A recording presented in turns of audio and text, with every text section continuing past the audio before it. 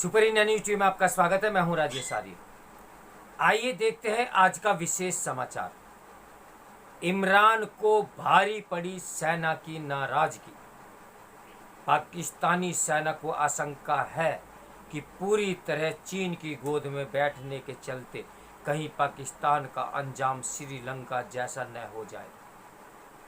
अपने राजनीतिक अस्तित्व को बचाए रखने के लिए संघर्ष कर रहे पाकिस्तानी प्रधानमंत्री इमरान खान ने आईएसआई के पूर्व मुखिया हामिद गुल की उंगली पकड़कर अपने राजनीतिक यात्रा प्रारंभ की थी। इमरान को राजनीति में लाने वाले गुल वही शख्स थे जिन्होंने तालिबान को भी खड़ा किया था। आज जो पाकिस्तानी सेना इमरान की राजनीतिक बलि लेना चाहती है, उसी ने 3.5 साल पहले छल बल से उनकी सरकार बनवाई थी। इसी कारण समय समय पर इमरान सेना के साथ अपने बेहतरीन रिश्तों का दम भरते रहे, पर एकाएक सब बदल गया और अब स्थिति यह है कि इमरान के हाथ से सत्ता की लगाम छूटने वाली है। कुछ दिन पहले ही इमरान खान ने भारतीय विदेश नीति की तारीफ के पुल बांधे और भारतीय सेना को भ्रष्टाचार मुक्त बताया था।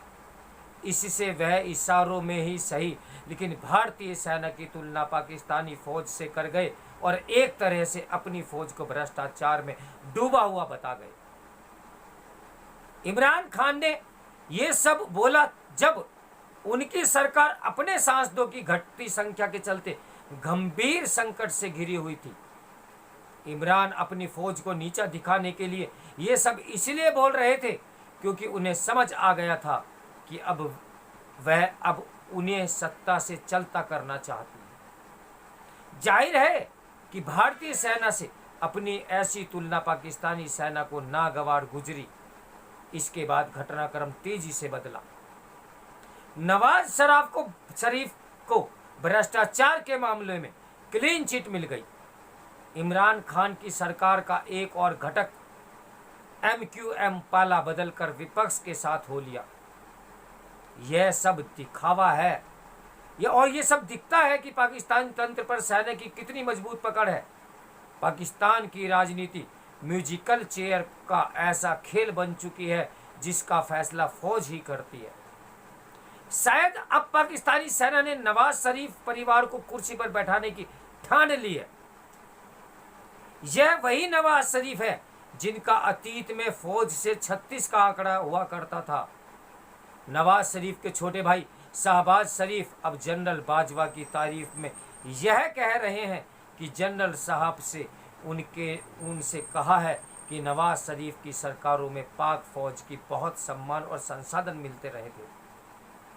इमरान खान के सेना से खराब हुए रिश्तों की कहानी पाकिस्तानी फौज की आंतरिक राजनीति और उसके विकसित होते वैश्विक नजरिए के बारे में कई महत्वपूर्ण संकेत देती है।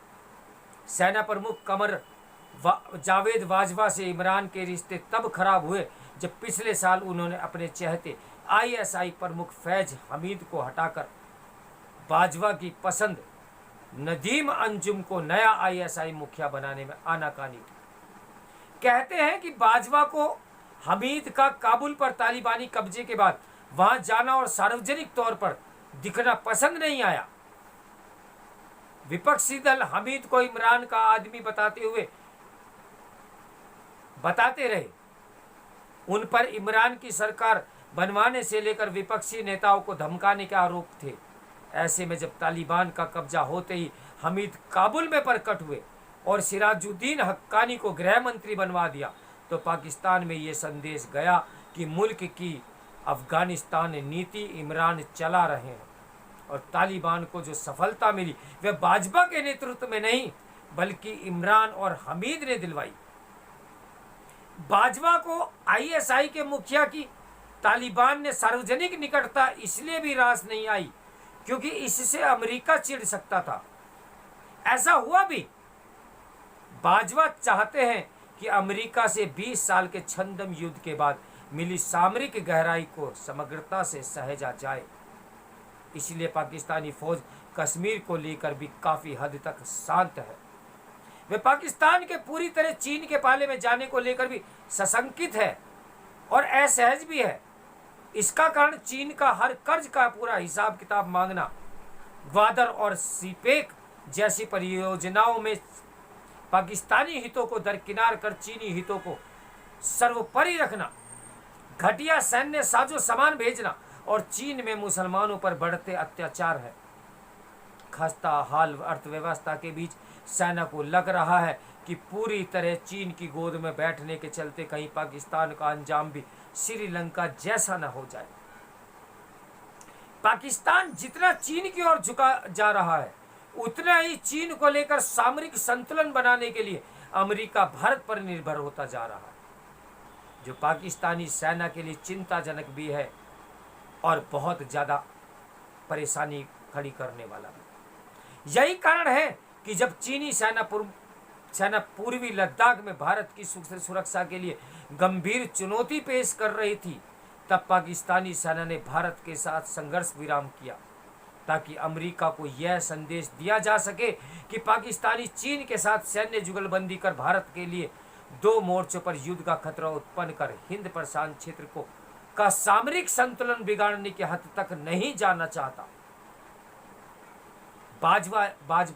बाजवा यह भी चाहते थे कि इमरान खान अमेरिकी राष्ट्रपति बाइडेन द्वारा आयोजित डेमोक्रेसी समिट में जाए, मगर चीन को खुश रखने के लिए इमरान ने ऐसा नहीं किया, जबकि तमाम देशों द्वारा बहिष्कृत बीजिंग विंटर ओलंपिक में चले गए।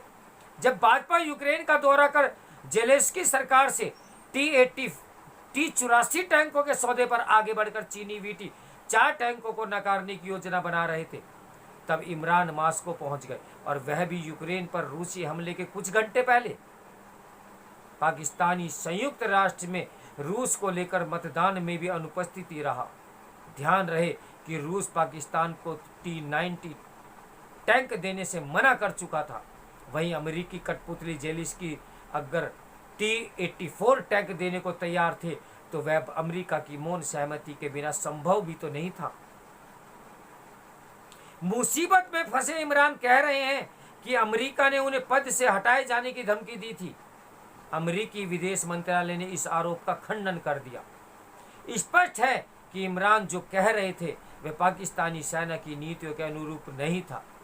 अगर इमरान सत्ता के बाहर हुए तो जिसके प्रबल आसार दिख रहे हैं, तो नई सरकार सेना की मंशा के अनुरूप अमेरिका और चीन से रिश्तों में संतुलन बनाती दिखेगी। वह यूक्रेन को लेकर भारत के रवैये पर अमेरिकी असंतोष को भुनाने का भी प्रयास कर सकती है। जो भी हो, भारत को इस घटनाक्रम पर गहनता से नजर रखनी होगी, ताकि हमें अपनी कूटनीति पर सफलता दर सफलता मिलती चली जाए। देखते हैं अंजाम क्या होता है। इस समाचार के लेखक हैं दिव्य कुमार सोती। तो मेरे साथ बने रहिए सुपर इंडिया न्यूज़ टीवी की ब्रेकिंग न्यूज़ के लिए। नमस्कार, मैं हूं राजेश आर्य।